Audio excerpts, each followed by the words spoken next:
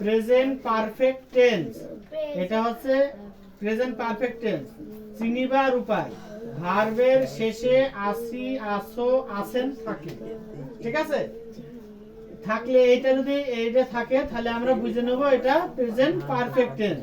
এই গঠন অনুযায়ী আমরা ওই ইংলিশটাকে সাজাবো।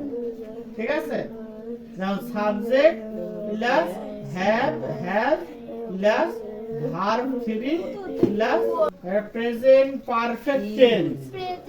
এটা চিনিবার উপায়, ভার্বের শেষে আসি, আসো, আসেন থাকে। ঠিক আছে, তাহলে প্রেজেন্ট পারফেক্ট টেন্স হয়। এই গঠন subject plus have, has plus verb 3 plus object. এই যে ভার্ব 3 ভার্ব 2 চিনিবার উপায়, এই যে প্রথমটা ভার্ব 1, দ্বিতীয়টা ভার্ব 2, তৃতীয়টা ভার্ব 3। ঠিক আছে, যেমন আমি ভাত খাইয়াছি, তাহলে এখানে গঠন অনুযায়ী সাবজেক্ট কি, আমি, আই। এবার এই যে হ্যাভ হ্যাজ এর ভিতরে আই সাথে হ্যাভ বসে, হ্যাভ।